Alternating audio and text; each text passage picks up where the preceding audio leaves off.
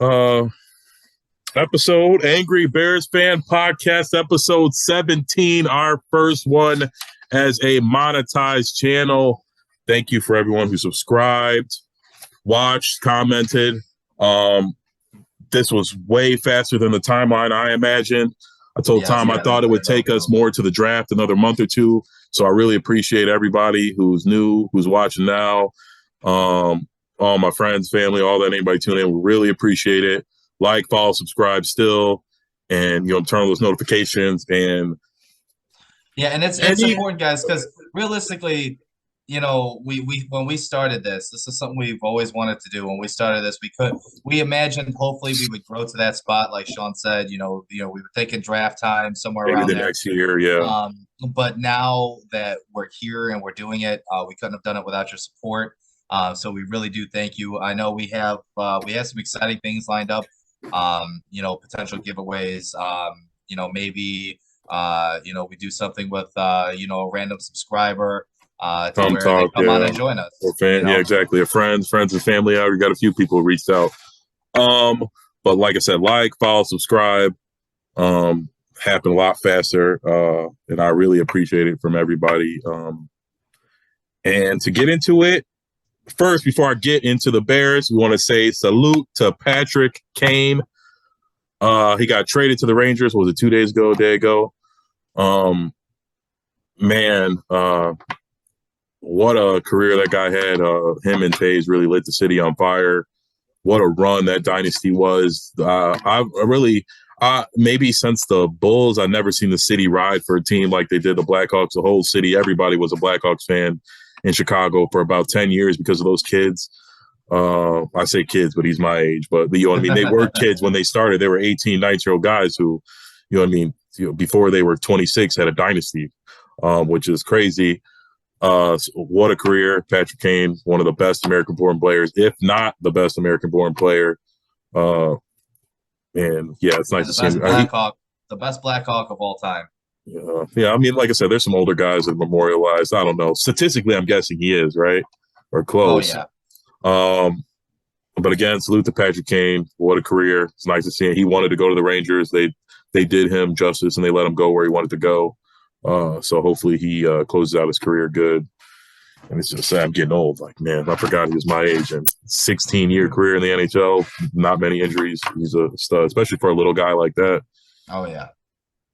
But all right, we will get into the Bears. Lots of news. Brian Poles at the Combine. He basically said Just Fields our quarterback. I'm obviously going to evaluate everybody. But he kind of made it clear in multiple different interviews that we're not taking a quarterback and we're going to trade back.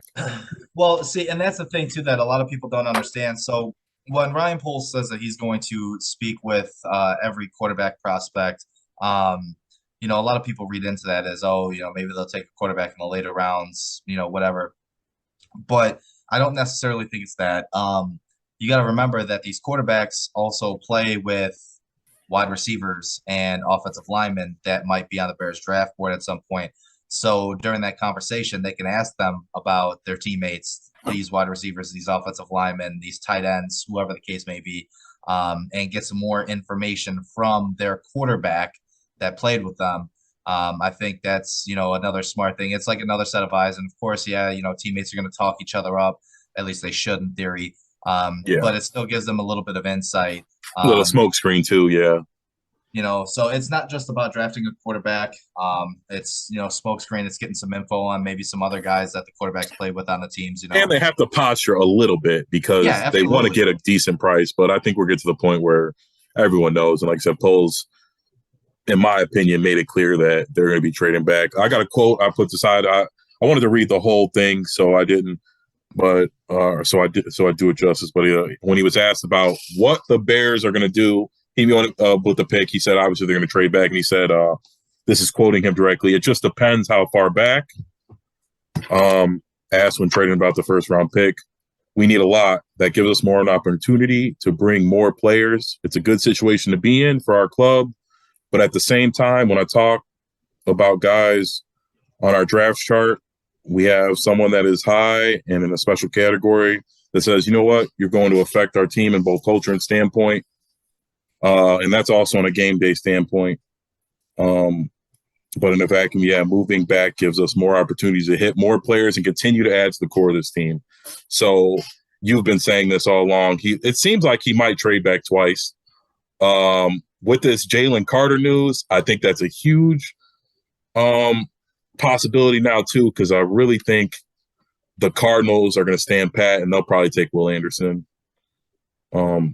So if Will Anderson isn't there and Jalen Carter is in legal trouble, I think we might trade back again.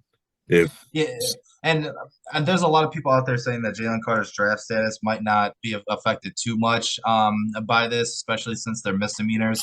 Obviously, it's a big deal.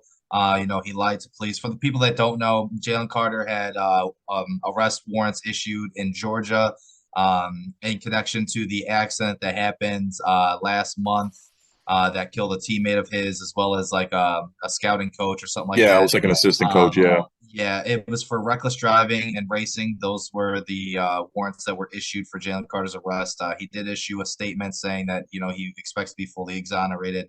So, they're misdemeanors. It is a big deal, but at the same time, they are misdemeanors. So a lot of experts out there aren't necessarily expecting his draft stock to fall too bad. I don't see him going anywhere outside the top 10. But with Ryan Poles' quote about affecting culture, and stuff like that, wanting culture guys inside the building, immaturity issues, because this is his second time he's been in trouble with the law for reckless driving. So I will say that is just I agree. I don't think his draft stock will be fucked up that much. I think he will go from now. He was going to be picked 4 or 5, and now he's going to be picked like 9 or 10. But what a fucking idiot. You just won the national championship. You're going to be the first non-quarterback taken. And you're street racing? And a 2019 fucking Trailhawk at that. Like, it's just it's not like you're flexing on anybody. I understand they're kids, and I was kids, but like, dude, you're about to get like $20 million. Well, he's also got NIL money. Yeah, it's like, bro, you can go on the actual track and race somebody. You got the money to afford it. Like, yeah, you probably wouldn't have to pay. You're famous. You got connections. Like, yeah, I understand they're kids, man, but like you said, they are kids. Yeah, they make dumb decisions, but at the same time, you have to understand that you are in a position to drastically change your life. You have to know better. You have to.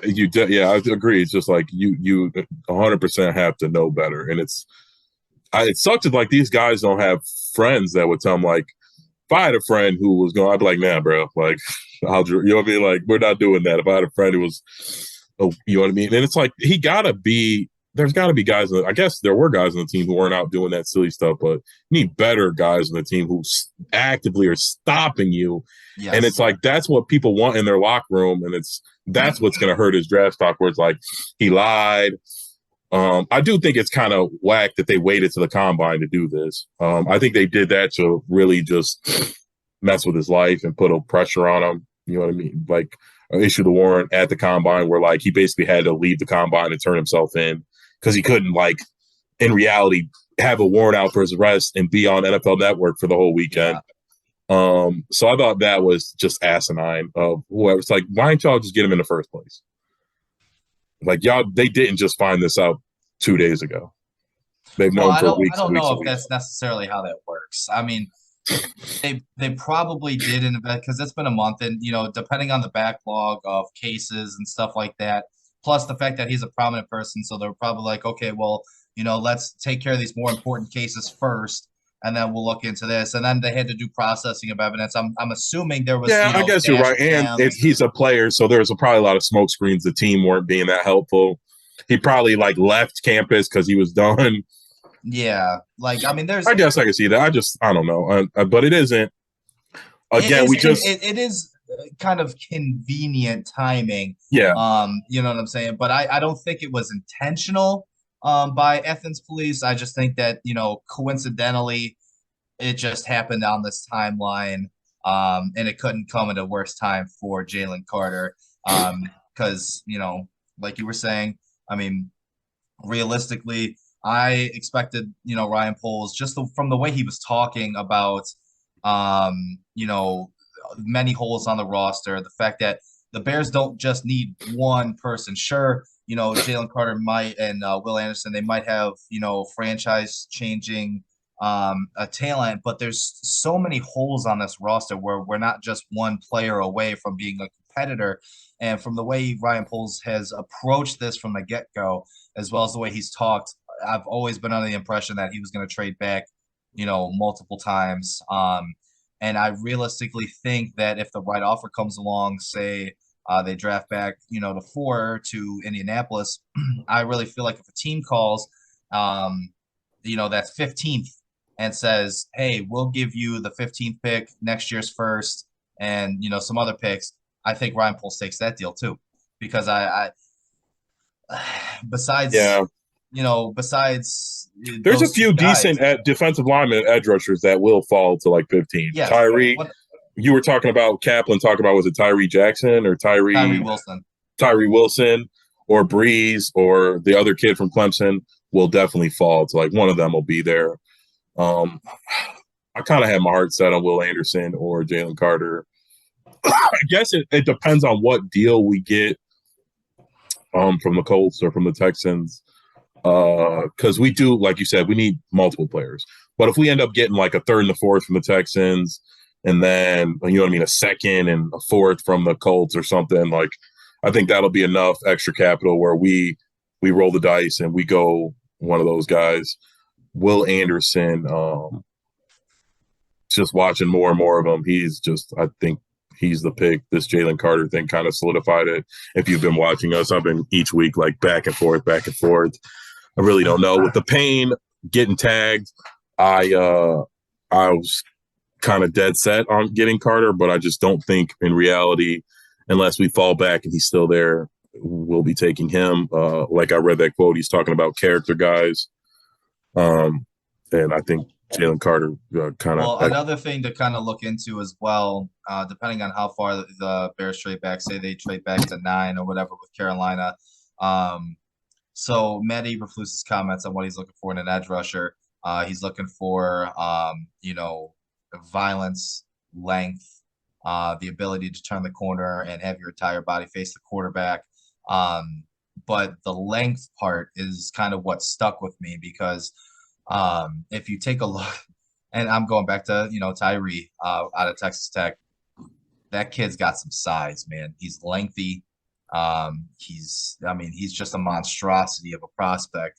And after hearing what Eberflus's comments were, and hearing Ryan Poles talk, I kind of figured, okay, he's probably high up on that draft board. So if they, trade back to 9 after trading with Indianapolis or whatever the case may be, they fall in that 8 to 12 range. I really think Tyree's their pick because I don't think they're going offensive lineman with that first round pick. I know a lot of people are talking about Paris Johnson and Skowronski, but I think they shore that up in free agency. And I just don't see a wide receiver that is worthy of that 8 to 12 pick. I don't want to take JSN too high, especially if you have, that edge rusher. I know there's a lot of defensive line talent and a lot of edge rushing talent in this draft, but prospect wise, Tyree has all the measurables. We'll see how he works out. We'll see how his drills are. But physical specimen wise, he looks the part. And I think his comments kind of sold Matt Eberflus and Ryan Poles when he said that if the Bears did draft him, he would be the face of the franchise and he would take the whole draft with him. And I think Ryan Poles is the kind of guy that wants that confidence and kind of that swag and carrying him, into the locker room. I think he had a really impressive day just in the interview. I know lots of things can change between now and draft time, but if I had to pick right now, I would say the Bears trade back and Tyree is their pick from Texas. Trade back twice to what, like 7, 9? 9, anywhere from 9 to 12. From what I've been reading up on, Twitterverse, Bleacher Report, a lot of that stuff. It seems like there's a lot of interest from Carolina because I don't think they get Derek Carr. I don't think they get Derek Carr. I think Derek Carr signs probably in New Orleans. I think he goes Yeah, to the something Jets. like that, because no quarterback's like, man, I really want to sign with Carolina. And I think Carolina's going to want to draft a young quarterback for Frank Reich to develop, because if there's one thing Frank Reich is good at, it's developing young quarterback talent. Yeah. So I think they're really going to want to pair him with a young quarterback to kind of shape and mold. So I think, that's probably going to be the So target what? for Carolina. Levis? They trade up to Levis 4 for 4 or something. Yeah, either, and it's all this talk about Anthony Richardson. There's people out there who have Anthony Richardson going number one overall. I I haven't don't seen know that, why. bro. I don't know He why. it you know why? It's because people are hating, but it's because Justin Fields. They saw, like, if you could draw up the right shit, you got a quarterback that's that of an athlete, you can make a lot happen. Lamar Jackson did the same thing. You get the right wide receivers, tight end, you can get some of the passing game going. Like, it's hard to stop a run game when your quarterback runs a 4-4 Yes. and you have a team that they all are blocking. Like, you got the right wide receivers, you got the right tight ends who are out there to block.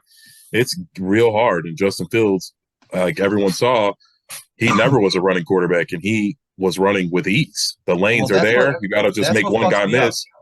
is that there's legit experts out there that have Anthony Richardson rated, not just, going number one overall. They have him rated as the best quarterback prospect in this draft. Prospect wise, I might, like, we've been talking about this a long time. Bryce Young is small. He's not that fast. He doesn't have like all his superpower, if you want to call it, is touch. Like, he don't got a cannon arm. He's Well, short. that's because he can't throw it on a rope because it'll be knocked down. Yeah, like, so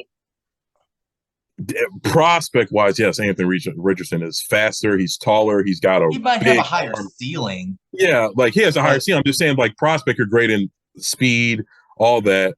And Bryce Young's living off he won the Heisman, but he went to Bama. It's hard to judge those guys. Justin Fields too. A lot of the quarterbacks at the big school, it's kind of hard to judge those guys. Sometimes it's a little easier to judge the guys from bad teams because you can see their bad habits, because you're like, oh, this is what happens when they're getting pressure in the pocket. This is what happens when the receivers can't get open. And you see their game and you're like, all right, if I fix this with the really good prospects, the Justin Fields, the Bryce Youngs, they could be really good, but you don't know what they can't do until it's too late, because you haven't seen them. You're like, they just been playing on air, 7-on-7 in the past game, 5, 6, 7 seconds to throw with 3 NFL wide receivers versus, maybe possibly 1 NFL DB on the other side. And so it's kind of hard to judge those guys. Anthony Richardson, you see all the tools, like, oh, you fix this, and he can really be a stud. And this league, as you see, it's more of the coach. Like, it really, if you match the right quarterback with the right coach, they all could be good. You see fucking Kyle Shanahan, you give him anybody. Brock Purdy was Mr. Irrelevant. except for Josh Johnson. Well, I just think Josh Johnson wasn't on the team for a long enough time. I think if they would have went into that game with Josh Johnson as a quarterback and they put a game plan together, I bet you would have been a lot better. He's good at doing what his quarterback's good at, and drawing and putting them in the right position. He had a game plan for Brock Purdy, and Josh Johnson couldn't execute it, I think, more so. I mean, yeah, I just the whole Anthony Richardson thing to me It's weird, yeah. Nuts. But it's just like Trey Lance, Zach Wilson. They show flashes, and these guys get enamored. These guys get paid. They gotta say something controversial. They can't all just say Bryce Young's the best, or nobody's gonna read their fucking blog. Well, another thing to watch look their out podcast. For, yeah.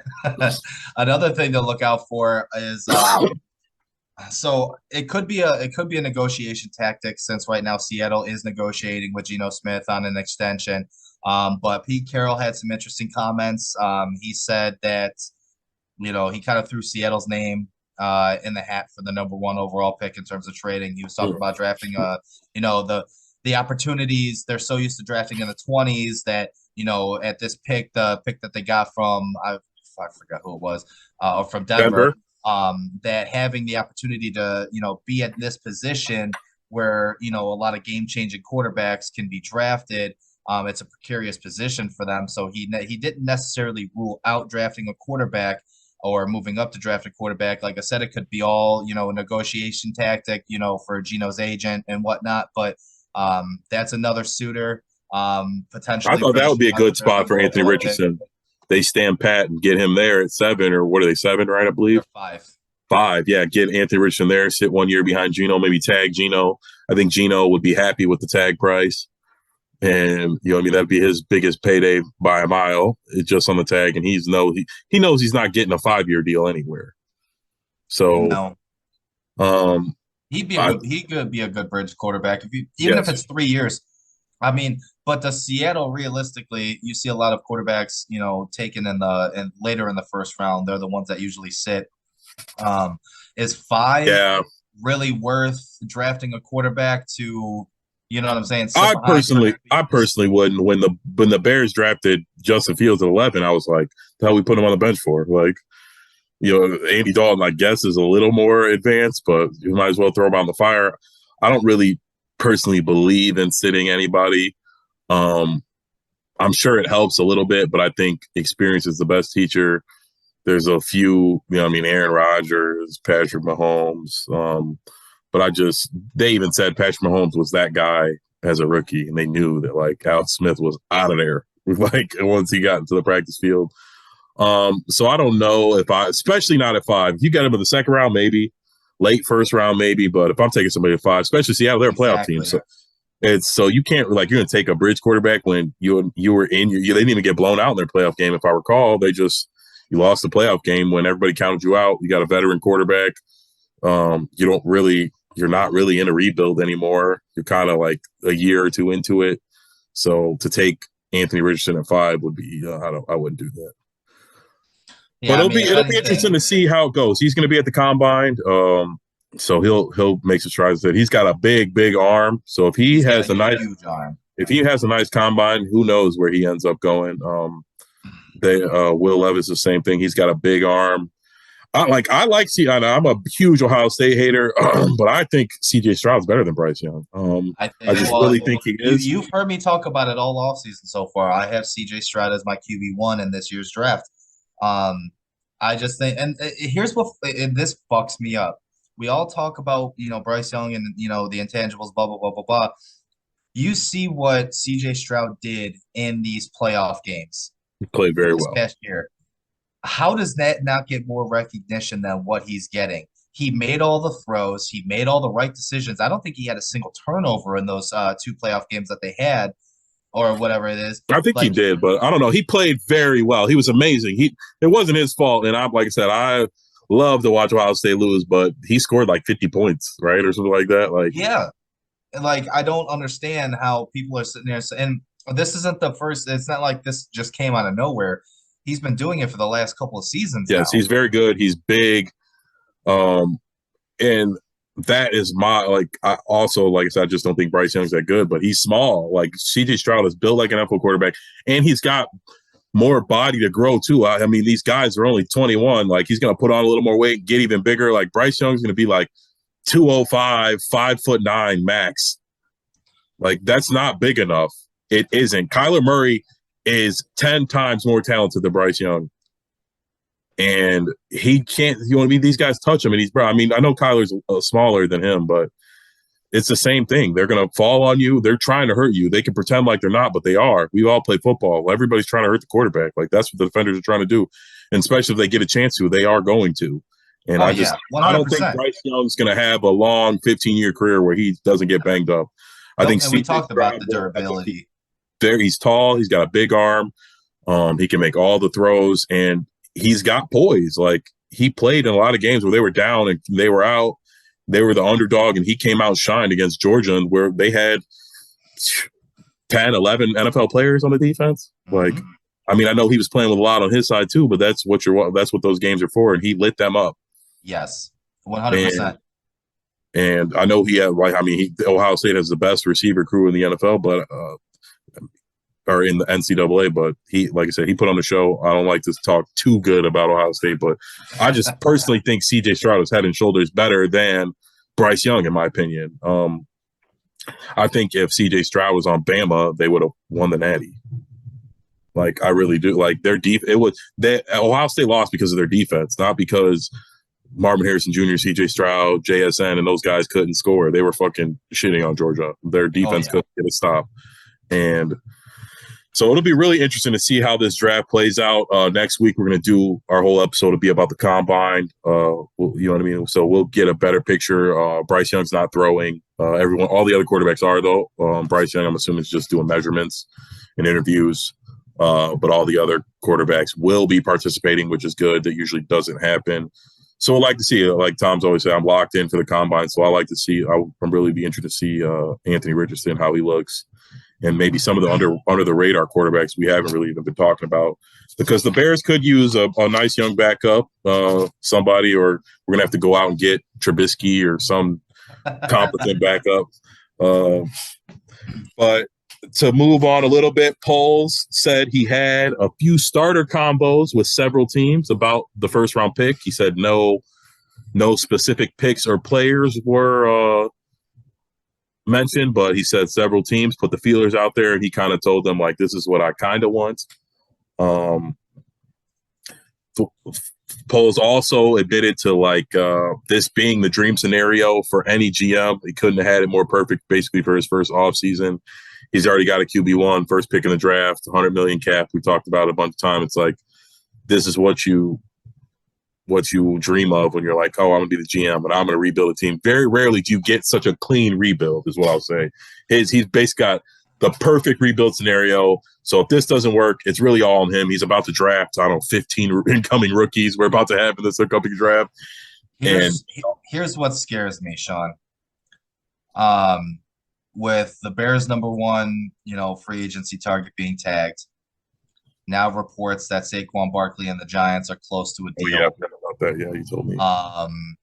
And a few other factors. I have now taken the approach that they shore up offensive line a little bit this free agency. They shore up their defense a little bit in this free agency. I realistically see them only spending 45, 50 mil. Well, they can't do that. There's something happened based on their cap last year. They have to spend X amount because they were under the cap last year. Yeah, 60 million, I think, is what it is. Yeah, or something. No, I think it's more. What do we have? 100? I think they have to spend 80% of it, or something, like 70% of it. I forgot what it is. They have to spend 80% of what the cap floor is, which is. Oh, okay. You know what I'm saying? Yeah. So I know. Just because they have that much, they don't have to spend 80% of the cap space that they have. It's whatever the cap floor is total. Well, we'll have to see who gets cut. There might be some, like, Clowney will be a free agent. I don't know how much I want him, but here's the thing, though. I don't think they're going to go after old, aging veterans because they don't see it as a 1-year turnaround. They see this as a long-term approach. So I think they'll go after younger guys, maybe some reclamation projects here and there, just to see if they can get their value. And then, the whole thing with the Bengals GM talking about, not trading T. Higgins, saying, hey, I'm not in the business of helping other teams get better. If you want a great wide receiver, go get one on your own. It's like the Bears have this perfect scenario, right? But it's the wrong year. And, of course, it would be the, Bears fan luck that it just happened to – if the Bears had the number 1 overall pick next year, completely different scenario. I think there's a couple guys.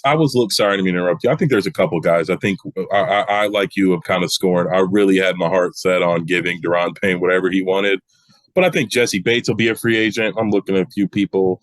Chauncey Gardner-Johnson, James Bradbury. But those two safeties, though, I mean, you got your starting safeties already set. But you can put these guys nickel, slot. We could, you know what I mean? You get the players, you figure it out. Some of those guys have played corner and slot. Yeah, but you don't want to pay too much for a nickel corner. Like, Jesse Bates is going to command a pretty decent penny. You're not going to pay him $15-18 million a year to play slot corner. Well, I think, I guess that's right. I don't know about Bates, but I think there's a few guys we could get. Like I said, I really like Devin Bush. I think for whatever reason, it didn't work out in Pittsburgh, but I think he's a very good player, not just because he went to Michigan. I just always thought he's a very good linebacker. He's a little undersized, but Tremaine Edmonds I believe he'll be a free agent. I don't know if Bills will have the money to re-sign him. I think they're going to re-sign Evan Ingram, but hopefully we can get him. Well, they were talking about Bobby Okoye or whatever the hell his name is from Indianapolis as a linebacker. I don't know how I feel about that. I don't know the type of player he is. I haven't really watched or looked at any scouting reports or anything for him. And I think this NFL is different. There's people get more and more people every offseason are getting cut or saying, hey, I don't want to be here anymore, getting traded. You were telling me what DHOP, what did the Cardinals say they wanted for DHOP now? A second-round pick and additional conditional pick. So based on like how he does? Either how many games he plays or if he signs an extension. Yeah. There's and it'll be a mid-round pick. It'll be like 4th or 5th round, but that second round pick is what gets me. That's kind of high. If it was 2/3, I'd pull the trigger in a heartbeat, especially if one of them. If it was 2/3, I agree. Yeah, especially if one's next year, because we're going to get at least 2 extra thirds, I think, this draft based on how we fall back. So, yeah, I'd be really intrigued. I think we kind of have to with free agency going how it is. Ryan Poles talks about that, too. He talked about the benefits of trading the number 1 overall pick before free agency, because if he does that, it kind of gives them a clearer view of what they'll need. So, if they trade that number 1 overall pick, depending on how far they go back, let's say they fall out of the top 5, they go to 9. You obviously know Will Anderson and Jalen Carter aren't going to be there. So that kind of changes your free agency outlook a little bit. So now you need one of those tackles. You need to bring in an edge rusher. You're probably already going to sign an offensive lineman in terms of tackle. 2 really probably. To get Ben Powers, you know what I'm saying? Or if Ben Powers and Michael Glinchey, those are my 2 top linemen that I absolutely want them to sign. But now you kind of have now you know what you need going into free agency, because you don't have the pressure of taking a Will Anderson or Jalen Carter. That decision's made up for you already. And then you can just kind of work from there. But realistically, he also said Eddie Jackson, his rehab is going well. I guess he's going to be expected to be back for week 1. Think at full price? Season. I think he's going to restructure or they're going to cut him. Well, what's he making? 17? I guess if they're only spending before he got injured. Before he got injured, was he a top 5 safety? No. You don't think so? In real life? Are you talking about Are you talking about his first injury, like when we were good? No. I'm talking about this past injury. No, hell no. He was playing pretty good. I do agree. He was playing better than he played last year, but I think Eddie Jackson, he is good, but he's like a playmaker. Everybody else got to be playing good. We can't rely on him to be the last guy making a tackle or to be playing perfect coverage. He's like a roamer. He's got a good feel. He's got instincts. He's like a poor man's honey badger. Slower, not as good as a tackler, but he's not a top 5 safety. Maybe when we had Khalil Mack and the defense was jumping, yeah, I do think when we have the right guys in place, he is a very, very high-level safety just because he's very instinctual. If he can play strong safety instead of free safety and kind of roam and not be the last line of defense, he's a lot better. When he was paired with Amos, he was just really good because Amos is a very good deep third safety, and he was a very good tackler in open field. And that let Eddie Jackson just roam around and try and jump routes. And but for I think he's making 17 mil. I think it's 17. I think that's too much. But if like you're saying, if they only spending 60 on the cap, I guess whatever, they just pay whoever just to do it. So they're at a certain cap number. I guess now that we're not going to get Payne, we don't need to get any money back. But I guess I'd like to see him out there. Depends who we get in free agency. Maybe we cut him and go get Bates or somebody young who doesn't have an injury history. Yeah, because it'll save a decent amount if they do. We got Luke Steckel as our assistant offensive line coach. There's some ties to Taylor Lewan. Maybe he'll end up with the Bears. Like I said, I don't know how much I want him. Yeah, you were saying one of my favorite players.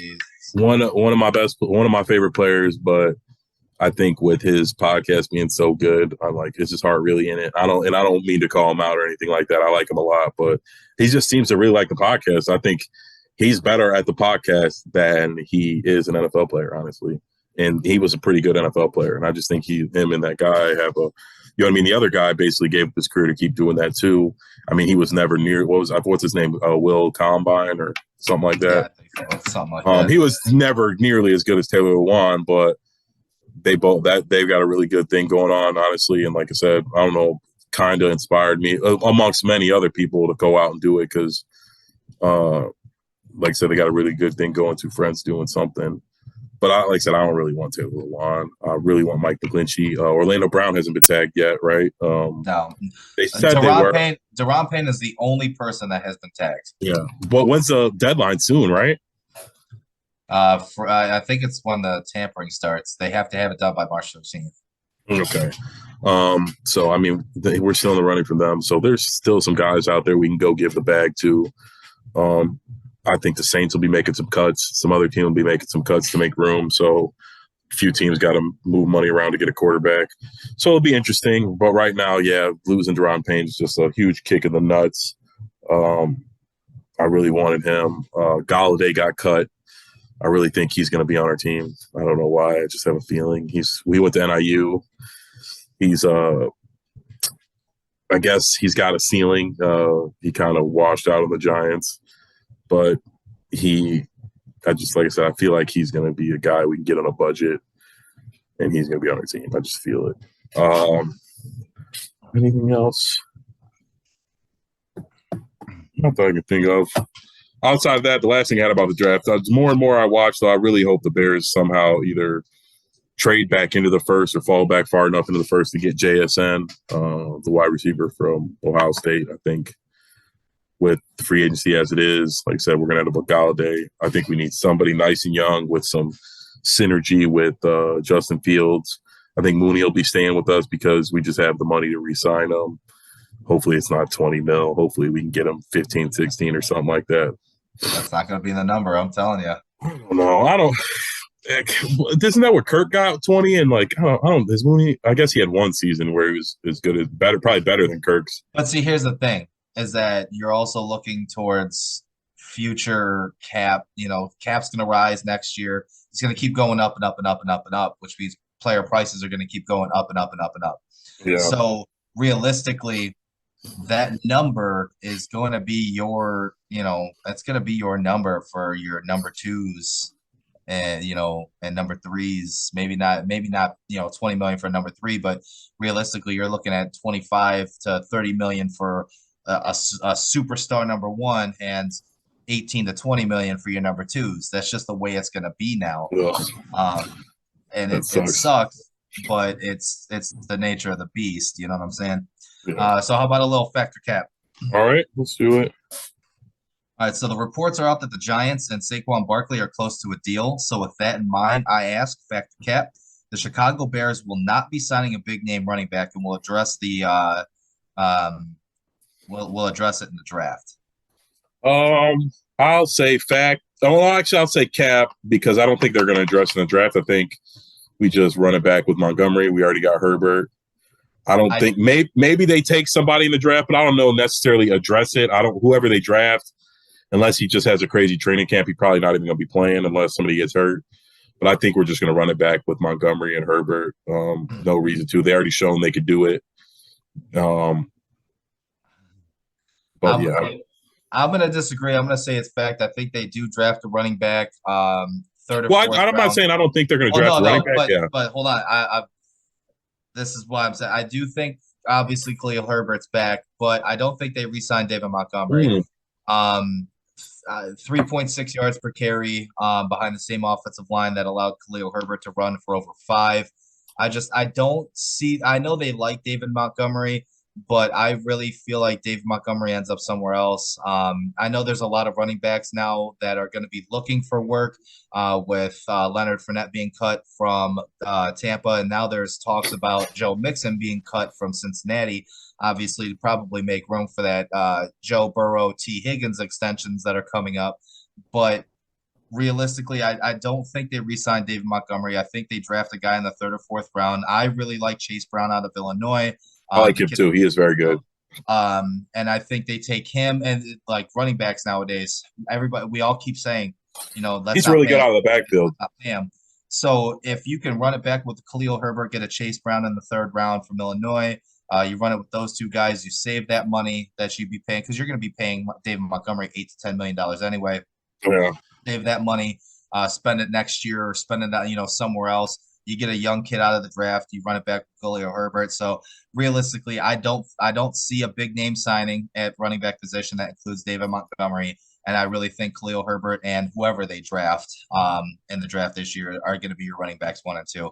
And I hate it. I really wanted Saquon on the team. I just think, the dynamic with him and Justin Fields would have been something ridiculous in the RPO. But with that offensive line and the way Khalil Herbert was running, you can't argue with 5.2 yards per carry. That's a pretty good clip. So we'll see. Yeah, I'm not a huge fan of Montgomery. I just think that's a locker room setter, a precedent setter where sometimes you got to kind of pay the fan favorites and the journeymen because you have to have a little bit of camaraderie and team in the building. So I know it is a business, but all the time you can't run it like a business because you need sometimes for the players to make concessions if you want to make runs. And if they always see you don't even show loyalty to the guys who've been there for a long time, they're not going to show you any loyalty. But I don't disagree with that. I really do like Chase Brown a lot. He's shit on Michigan. He's a very good runner, big kid. He's older though, I believe, but he's very good out of the backfield, very fast, explosive running back. He reminds me of Herbert, but I think bigger. He's a bigger version of Herbert.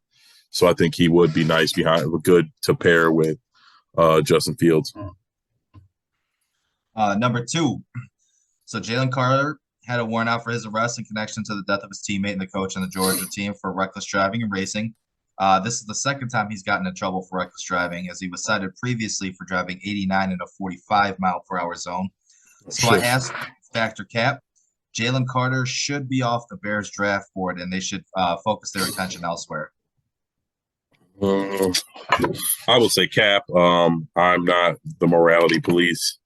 I think you could be a shitty human being and a very good football player, or I won't even say a shitty human being, a reckless human being who likes to race his car like a fucking idiot, and still be a good player. I would say Cap. I'd be, if they picked him at 4, I'd still be fine with it. I think he can play. I don't think that has anything to do with it. I think I would just sit him down. I'd get him a security guard. I think a lot of teams fuck up when they don't I would get these guys like a personal security guard and be like, I don't care what he does, you follow him. I don't care what he says. Didn't they do that with Pac-Man? I think Pac-Man Jones. But they should do it with some of these young players. Get him a little bodyguard and be like, hey, bro, I don't care what he says. You follow him. He goes to the bathroom, you stand outside the fucking door. Go shake it for him. Yeah, and just tell Jalen Carter, we're taking that out of your salary. I don't know what it is, but it's you know what I mean? We'll put that in your fucking contract that since you're a fucking troublemaker, we'll have a guy who follows you that's going to drive you when you're out at night, and he's going to drive you home. Because this kid is just ridiculous. 2 times you got right. I mean, obviously, I just recently got my license back in general after being suspended for a long time. So who am I to tell Jalen Carter? I was I didn't have any reckless driving, right? I didn't have any insurance. But that's just asinine, man. It's 2 times you're just racing. I won't say I don't care, but obviously it's not his fault. 2 of them were racing and one of them died. I don't like that you try and make that his fault because he was the other kid racing. No, they're both being fucking idiots, but luckily for him, he didn't die. But I don't think it's his fault that his teammate died or he had anything to do with it. These are all adults making their own decisions and driving the car. They all have driver's licenses. Nobody made them do anything. It's sad. I'm not trying to, you know what I mean, in not a disrespectful way, but I don't think he's responsible for 2 other grown adults crashing and dying unless they're saying he swerved and hit him or something. Then maybe, but they were racing, and from what I'm saying, they went out of control, and he was just out there. He kept going. I don't know. Yeah, I'm gonna agree. I'm gonna say Cap only because talent. I mean, talent is it forgives a lot of things in the sports world's eyes. You know what I'm saying? He's the best player available in this draft, in my opinion, in general. But if like I said, if the Bears pick him at 4, I wouldn't be surprised. I wouldn't be mad. even if even if they, fall back to, 7, 8, 9 or whatever, and he's there and they take him, I'm not going to be I'm not going to be like, No. oh my God, no, why would you take him kind of thing, because I think he is a transformative talent, especially in an important 4-3 defense. Having that 3 technique that could be a game changer, game record, because quarterbacks nowadays with speed, they can get away from those outside rushers. The one thing they can do is get away from pressure that's right in their face. That's what happened to Justin Fields is fucking our interior line was dog shit, and he had to just run every time. Yeah. So I mean, I would definitely say, keep an eye out on it. I guess let's wait for the details to come out and see if anything worse has, comes to light. But as of right now, I would say keep him on the draft board. Just monitor the situation. Yeah, we'll see how it goes. Like I said, if it comes out he fucking swerved into him, then yeah, I guess we'll go Will Anderson. But so Tyree Wilson from Texas Tech certainly impressed David Kaplan. We talked about that earlier at the combine, due to his sheer size. In his interview, he told Bears Brass that if he was drafted, he would become the face of the franchise. Mixed with Coach Eberflus's comments about what he's looking for in an edge rusher, Wilson certainly fits that bill. So I ask you, Factor Cap, if the Bears trade down beyond the top 5, Tyree Wilson should be their pick. I guess I would have to see where they were, but I guess I should really realistically frame it within 5 to 10. I wouldn't be upset with that pick. I think he is very good. I like to hear that. I'm sure he's smart of him to do that before the draft, gas himself up. But he is a freak. If Will Anderson isn't there, I wouldn't mind getting him. I don't think I think he's better than the kid from Clemson. I'm trying to think of his name. Not Breeze. Breeze is Murphy. Yeah, Breeze is the DT. But I think he's better than Murphy. And I think he's much more of a disruptor than Murphy. And I think that's what we need. I think we'll be able to find defensive tackles in free agency who are adequate, Hargraves, maybe somebody else, Draymond, but we're going to need an edge rusher who's really getting in there. We got some nice young DBs. We got Sanborn who's showing some flashes, and we just desperately need that outside rush. And I do think the Bears will pick him if Will Anderson is gone. I think that he's who they'll take over. They're not going to take Murphy over him. I'll agree. I'll say fact.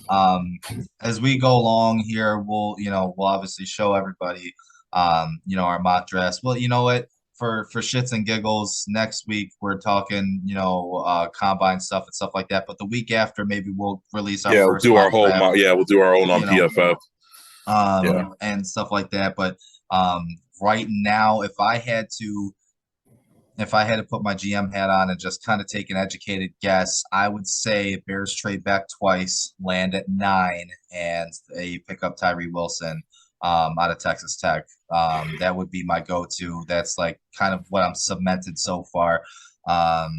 So I will say fact to that. Last one. DeAndre Hopkins is said to be available from the Cardinals, and apparently the asking price is a second-round pick plus an additional conditional pick to be determined later. So I asked Factor Cap, Ryan Poles regrets using the second-round pick on Claypool when it could have been used to get Hopkins. I will say fact. I don't even know if it has anything to do with Hopkins. I think they definitely just regret it. Maybe we'll see after the offseason another season, but they show no chemistry between them. Claypool really didn't do anything. He didn't change the trajectory of Justin Fields at all, and we were way worse than we envisioned, and that is basically a first round pick we traded. It was the first pick in the second round for him. So yes, I'll say fact, not so more, but basically not having anything to do with Hopkins. It'd be nice to have it because then we definitely could pull the trigger and send him the Ravens second and just be done with it. But now we kind of got to think about it because we got too many holes. Yes, and I'm going to say big facts to that too, because not only for the reason you said, but at the same time, I think the fans more so are kind of like, okay, for the price that we got Chase Claypool, now we can get DeAndre Hopkins, and I think Ryan Poles is going to be vilified for that because people are going to be like, oh, he made the wrong choice again. Yeah. He made the wrong choice again, So we'll see what happens, but at the same time, maybe this is now we got to remember this is what Arizona's asking for. It's not necessarily what they're going to get. But I do feel like it's probable that he goes to a team that has got a veteran quarterback. If Aaron Rodgers stays in Green Bay, maybe, which I don't think will happen, but if he does, maybe they trade a second round pick for him because they're in desperation mode. Yeah. For that window of opportunity that they have, that very small window of opportunity. New England, Bill Belichick. I mean, He always liked D-Hop. yeah, that, and he makes ridiculous draft choices anyway. He finds gems in the 4th, 5th, 6th, 7th rounds I don't that know. end up Anyway, playing 10, 15-year careers. I think that's a thing in the past. Well, maybe we'll do another episode on that. I think Tom Brady's really made Bill Belichick look like more of a genius than he was. But I realistically, I think New England probably gives up a second rounder for him. The price, like you said, was so we many. can't give up a second rounder. Like you said earlier, maybe if we can get it for 2/3, I would definitely be interested because we're going to have a handful. We already have 2/3 right now, I believe. But or maybe we have I'll give him a second round next year. Yeah, I'll be down for that too. All right, that was the last one. That was the last one. All right, guys, the end of episode 17, our first official monetized episode. If you stuck around this long, I really hope you liked the episode. Please, if anything, comment at the bottom if we're right or wrong, constructive or unconstructive criticism. It's all good. We're trying to get better. Anything you guys think we should talk about in the future, let us know. But all right, adios. See you later.